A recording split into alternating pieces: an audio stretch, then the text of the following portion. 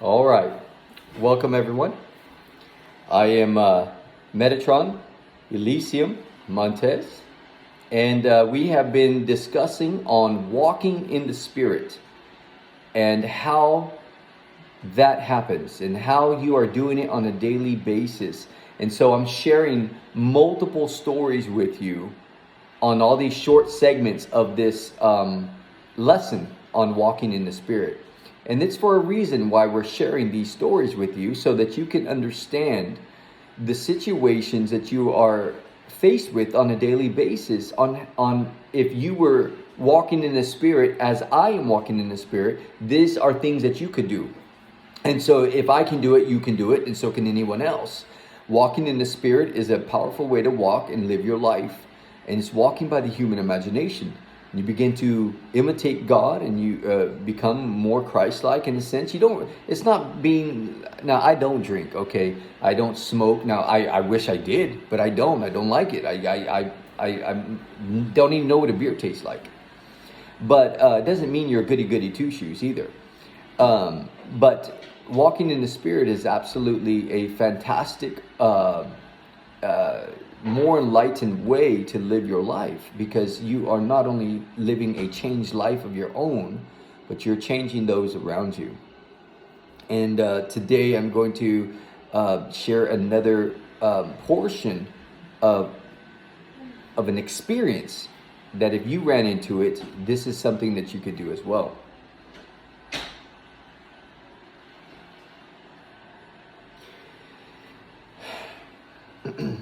So, we've talked about money, we've talked about health, we talked about getting in trouble, we talked about miracles, legs and walking and money and growing your wealth and selling your home and changing your life, pulling someone out, making them. Now we're going to talk about love. So, and not the subject of love, but finding someone that you can spend the rest of your life with.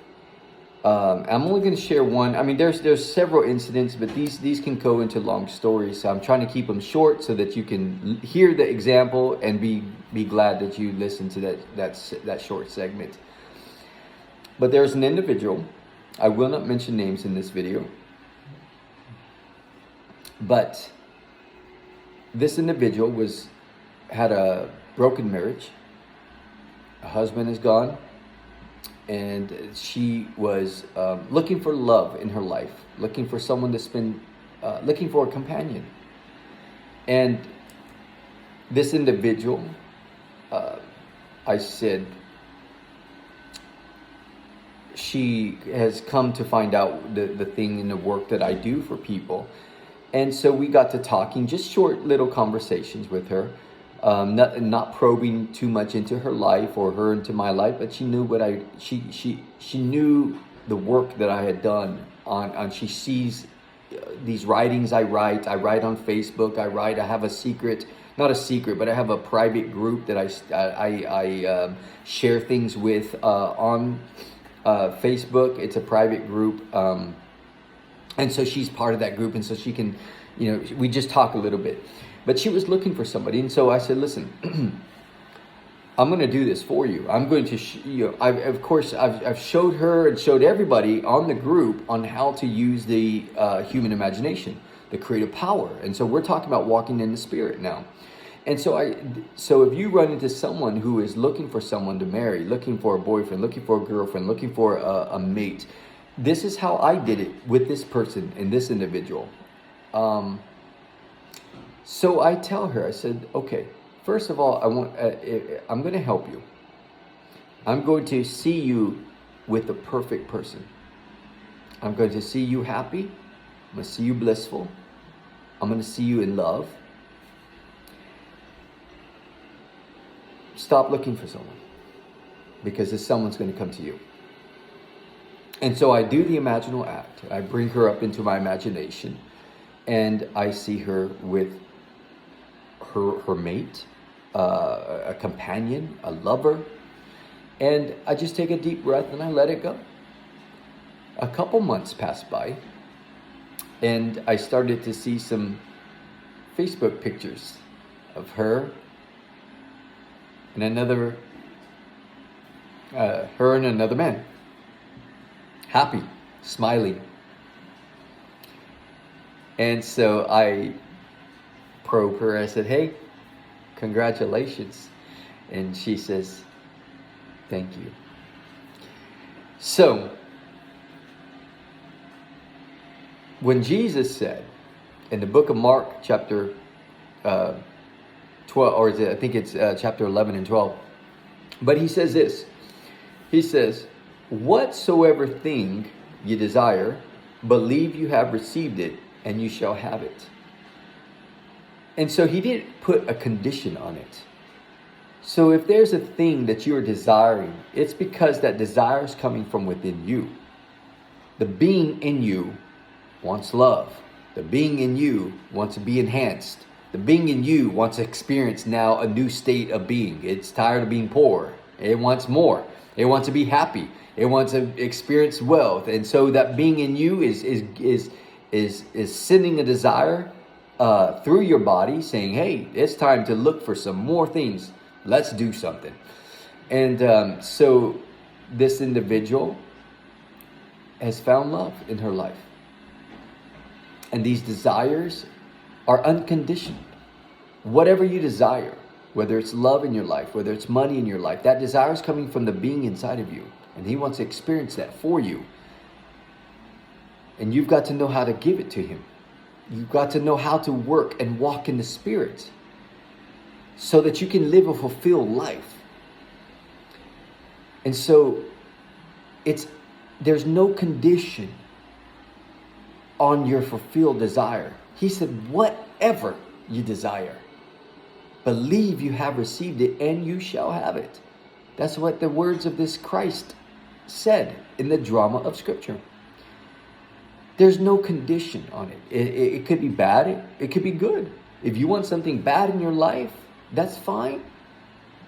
You can have it. If you want something good in your life, well, you can have that too. There's no condition on your desires. If you can believe you already have it, then it's yours. And so for this particular individual, it was love. And it's simply using the creative power of God. This is walking in the Spirit. And now that's why I'm sharing all these stories with you, because this is everyday life. That you run into these issues, that these are the problems of the world. Broken marriages, poverty, homelessness, lack, depression, sickness, diseased, imprisoned, and loneliness. Hopelessness. I didn't share, if you're homeless, you're hopeless. Yeah. So I have a lot of stories, but I just chose these stories so that I can share them with you to show that walking in the Spirit is more than just going to church or more than just praying and singing. No. That's not walking in the Spirit. But if you go and do those things, that's wonderful. Go do them for excitement, like you would a concert. That's wonderful. But walking in the Spirit is literally walking in the imagination.